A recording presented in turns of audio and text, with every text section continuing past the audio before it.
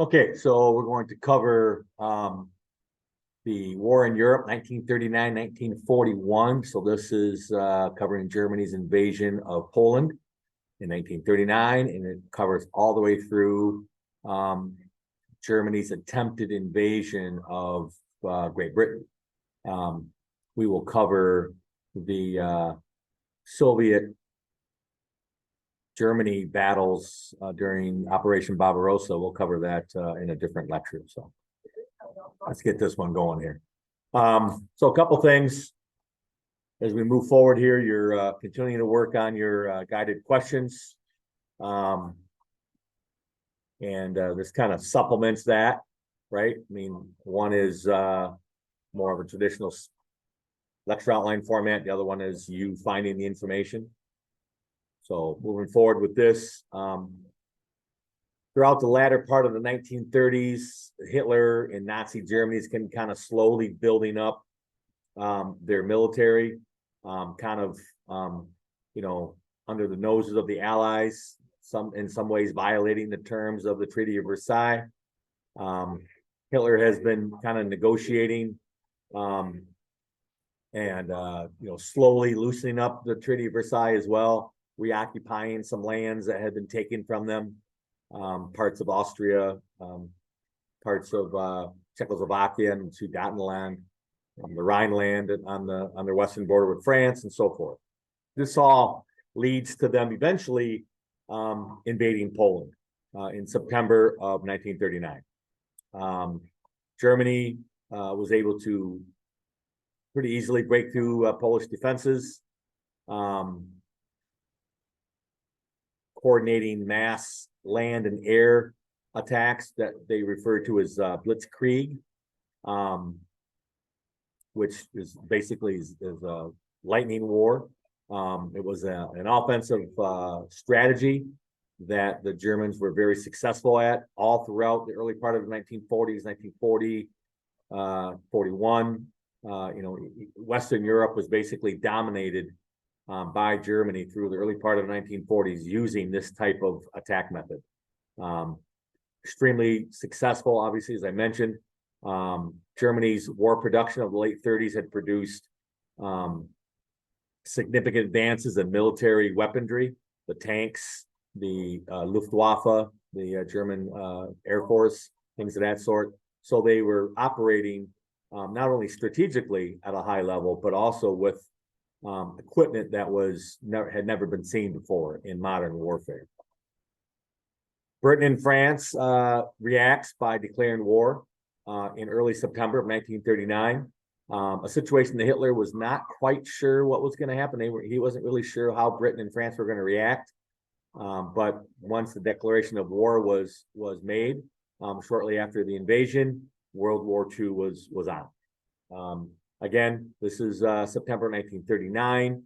At this point in the war, it's really France and Great Britain against Germany for the most part.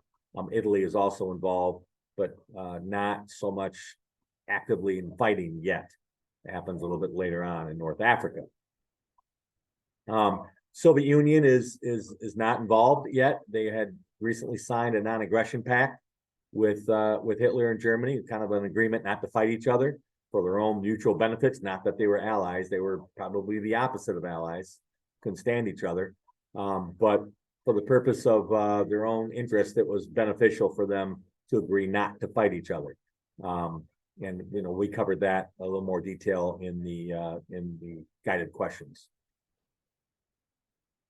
As I mentioned, Britain and France really were the allies. The United States is obviously not a thing yet.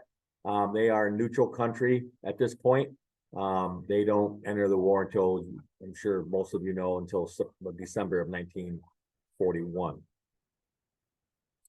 Polish armies defeated within weeks. They didn't offer much resistance. They weren't capable of being able to withstand the significance and the strategic way that the Germans had invaded.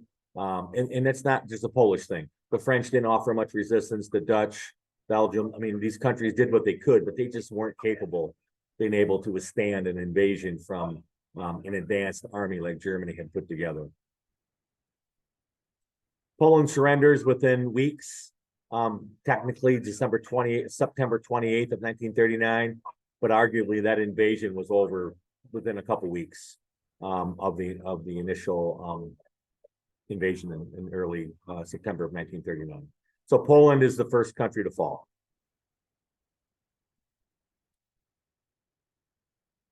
Germany's next move was to invade Denmark and Norway. And you're like, Denmark and Norway, what do they have to do with this? Right? You don't really talk about Denmark and Norway much. We talk about World War II. You talk about France, talk about Great Britain. You talk about obviously Germany and the Soviet Union. Denmark and Norway strategically had access. You can see there in the insert map there. They had access to what basically referred to as open water ports, and which gave the German Navy, specifically their submarines, access to open waters to the Atlantic Ocean. Germany is relatively landlocked. You can see along their northern border here, they're on what's referred to basically as the North Sea, but not directly into the Atlantic Ocean. They got to kind of funnel all the way through here and up through here, or they have to go all the way north, and that doesn't get them anywhere. When they able to invade Denmark here, this little country that's just off the tip of Germany, northern Germany, and as well as Norway, you can see they have open water ports, which gives Germany access to the open waters of the Atlantic Ocean. So it was a strategic invasion by Germany. By 1940, Belgium and the Netherlands fall, sometimes referred to as the Low Countries. Again, didn't offer much resistance. They did what they could, but it was not much of a battle. At this point in the war, Germany has dominated everything. They have not only have they won, but they've overwhelmed their opponents: Poland, Norway, Denmark, Belgium, the Netherlands, and next on the docket would be the French. Again, Germany and France had been, enemies kind of at each other for a period of you could argue up in, somewhere in the neighborhood of 100 years. And you could even go back to the Napoleonic era, right? Although Germany wasn't a Germany back then. But the point is, throughout the latter part of the 1800s, Germany and France have been kind of not only enemies, but they've been trying to manipulate the alliances during World War I to try to, put themselves in a situation where, knowing that each other are going to be enemies, they try to align themselves with quote unquote friends within the European theater there that would be able to support each other against either France or Germany, depending on where you're at. Knowing that, France, I should say, had constructed the Maginot Line, which had been built throughout the early 1930s for the purpose of a potential invasion from Germany into France. It was not a surprise. It happened in World War I, right? And so they had kind of thought that, this is you can see the black bold area. That's the Maginot Line. It's not like a wall, like the Chinese, the Great Wall of China type of thing, but it was a string of fortifications and bunkers and all kinds of intricate communication tunnels that were along the French and German border. It was, constructed again for the potential invasion that Germany might come invade France again. However, unfortunately, for the French, that the Maginot Line was relatively ineffective. The Germans you can see the arrow there. The Germans just went around it through Belgium. A defense mechanism that the French thought they could rely on was relatively ineffective.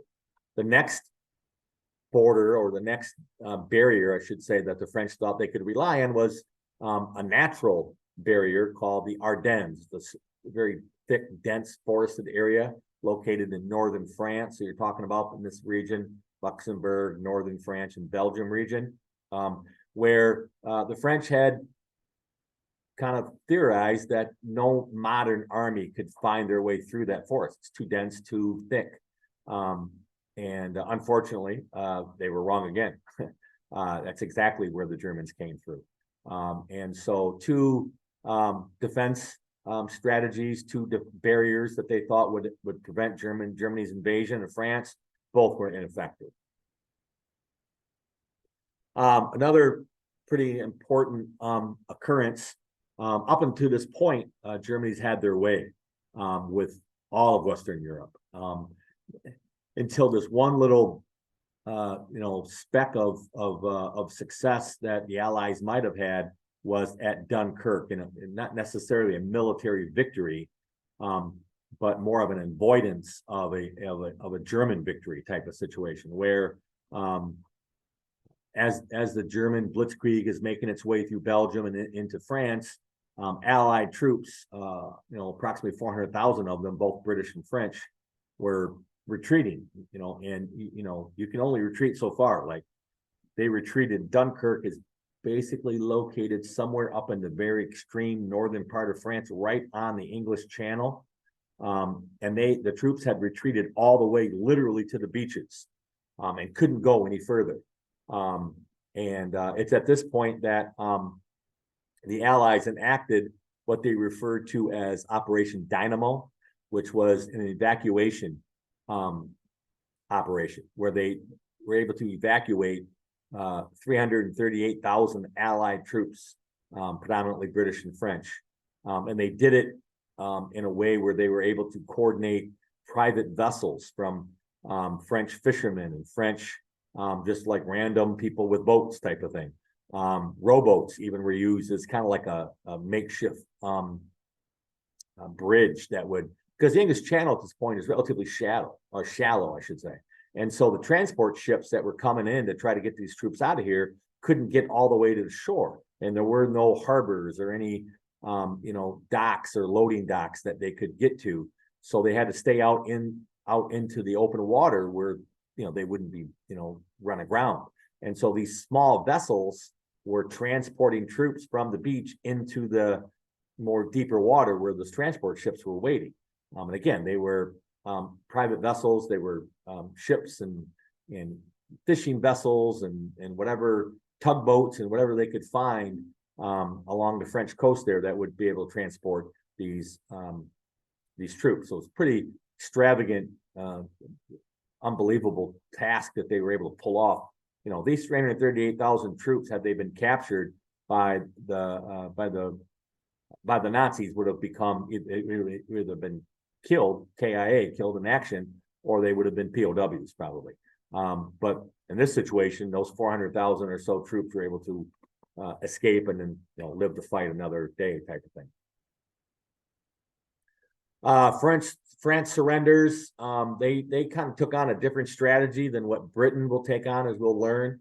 The French basically declared Paris an open city. You can see the famous picture of Hitler there, standing, with the Eiffel Tower behind him. It's kind of a propaganda type of picture that he took very strategically, in terms of its message. Showing the French that, hey, I'm in control of Paris. Obviously a very historically relevant city. The French really didn't, they put up a fight, obviously, but they found it, based on what the British or the Germans had done to other nations, like we talked about Poland, Belgium, the Netherlands, so forth. In the interest of saving hundreds of thousands of lives, and a lot of them civilian, they basically agreed not to fight and allowed Germany to kind of march in. I take a lot of criticism for that, but in essence, they probably saved millions of lives, or at least hundreds of thousands of lives, by coming to that decision. However, you're also understanding that they basically surrendered, and at this point, early 1940, Britain is the only Allied nation that is left, and are put in a situation where they are fighting, Germany by themselves. They had one advantage, and we'll talk about that here in a little bit. Basically, what happened to France is that, again, guided questions, we go over this a little bit as well, but 2/3 of France becomes what was referred to as occupied Germany, where, Germany was the French became basically collaborators. Getting to that in a second there. Vichy France was an unoccupied area of southeastern France, the country itself. They decided to collaborate, to cooperate with German occupation. It was an advantage for the Germans because they didn't have to worry about, themselves having to occupy that part of France and controlling and making sure things were being dealt with. The other part of France, more of the northern area, is where it was referred to as Free France. Not much of freedom going on, but they were not collaborators. They were not cooperative. That's where the French resistance was very much a part of the deal, where they tried to oppose Nazi occupation as much as they possibly could. They did things like blow up train lines to blow up supplies, try to sabotage Germany's occupation there as much as they possibly could. Not the type of way you're going to win a war fighting that way, but just enough to be a nuisance. Gather intel was a huge part of what they did. They were able to inform the British of a lot of things, troop movements, equipment movements, information that the British could use to prepare for them being next on the list, so to speak, which was a planned invasion of Great Britain by Nazi Germany. Now, the advantage that we talk about the Battle of Britain, which is the next step here, right? So now at this point, we're looking at the summer of 1940, and no one's left. Soviet Union is still honoring the non-aggression pact. France and Belgium, Netherlands, Poland have all surrendered, and all is left is Great Britain. Well, the advantage that Great Britain has is that they are an island. And that is an advantage. You don't invade an island like you would invade across a landmass, right? If you invade from Germany into France, you just kind of basically cross the border. But that's not a thing when you're invading an island. You have to, transport your troops, your equipment, and so forth across, nearly 90 to 100 miles of the English Channel, and that poses threats. When you put 1,500 troops on a ship, send it across the English Channel, it's susceptible to being attacked from the air. They're also susceptible to being attacked from subs. And one torpedo could knock out 1,500 troops. That's pretty significant. So Germany had to go through a different strategy in order to invade Great Britain. It was to control the air. They had to gain air superiority, as it was referred to, in a plan that the Germans referred to as Operation Sea Lion. Destroy the Royal Air Force was the first order of business. Once they've controlled the air, they're no longer susceptible to being attacked or transport ships, and they could send an invasion force across the channel and then occupy the island. And again, in theory, sounds great. Problem is, you had to defeat the Royal Air Force, which, you look at numbers, they should have been able to defeat the Royal Air Force relatively easily. They outnumbered like 9-1 in terms of planes. But the Royal Air Force had a couple things.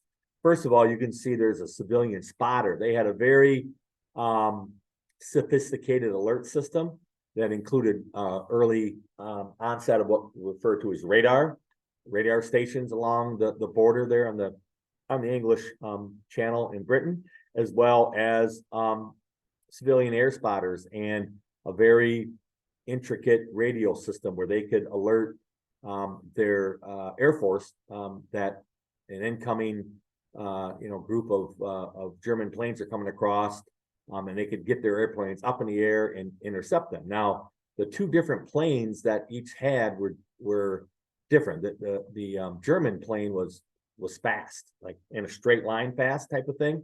But the Royal Air Force had a different type of plane that was very quick and maneuverable, which is tailor-made for fighting in the air, dogfights as they were referred to. And the Royal Air Force pilots were well known for being extremely skilled in their ability to defeat people in terms of plane-to-plane type of warfare, air warfare.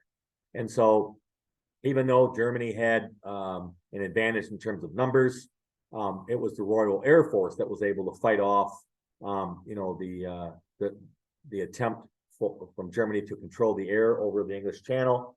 And so Germany had to go to plan B. Like, all right, we can't keep losing these planes.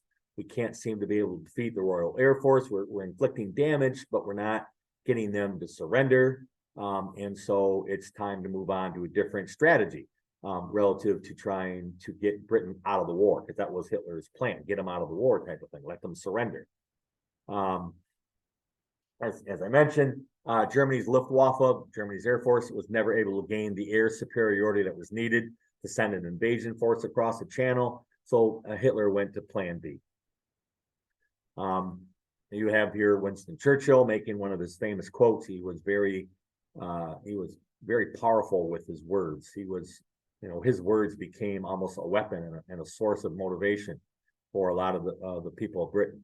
One of his famous quotes, and we'll talk about another one a little bit later on, but this one was, "Never in the field of human conflict was so much owed by so many to so few." So what he's talking about is, in the field of human conflict, war, and specifically the Battle of Britain, was so much owed by so many, the population of Britain, to so few. The so few would be the Royal Air Force, the pilots themselves, and their ability to fight off Germany's attempt to invade.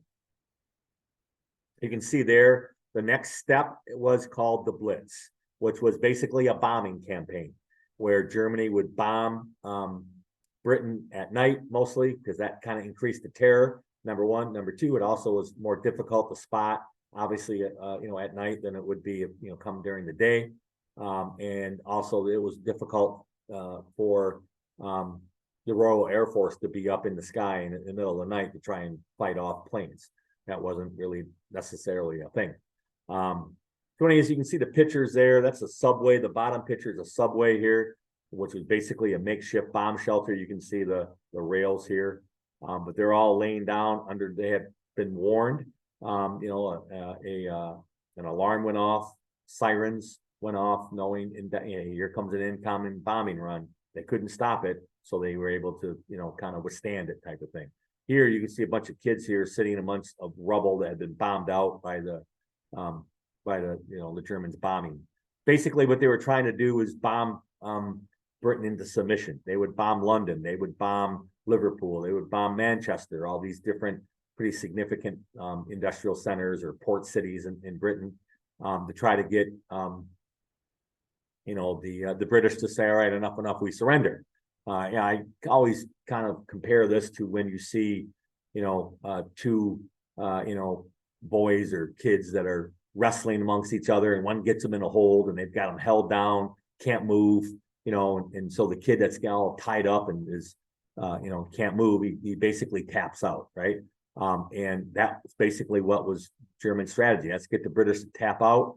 The thing is that the British never tapped out. They just took the punishment day in and day out, and literally day in and day out for the better part of almost 6 months.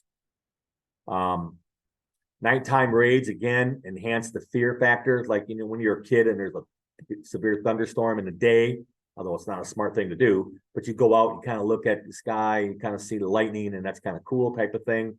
Again, not something I would recommend, but that's just naturally what people do. I do it. But when those storms come at night and you're a little kid, it's a lot scarier, right? So that's kind of their thing, right? The attacks lasted from September of 1940 to May of 1941. So again, you're looking at the better part of 6 months, and literally on a nightly basis. It was Hitler's attempt to basically destroy Britain's morale, to try to get them to say, all right, enough is enough, we give up. Fortunately for the Allies, and unfortunately for Hitler, the British never surrendered. And so Hitler kind of went, screw this, like, we're done with this. We'll move on to a different area, which happened to be the Soviet Union, which we'll talk about a little bit later on. By the time the 6 months have gone through, the bombing runs had inflicted significant damage. 43,000 had been killed. Approximately 1.5 million had been made homeless. You can see obviously the picture above there. But again, the refusal of Churchill and the British people to surrender is a pretty significant turning point in World War II. I wouldn't refer to the Battle of Britain as a loss, as a defeat by Hitler, although a lot of people would term it that way. It was more of a, like, all right, screw it, I'm moving on. Whether you call that a defeat or not, I guess Hitler did not attain the goal of getting Britain to surrender, but it really didn't necessarily put an impact on Germany either. It's not like Germany sustained any damages or had people killed or a bunch of prisoners of war or stuff like that. It was just, all right, we'll move on to another strategy.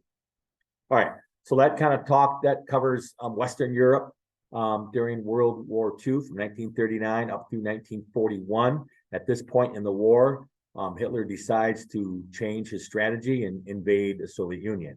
And we'll talk about that more in detail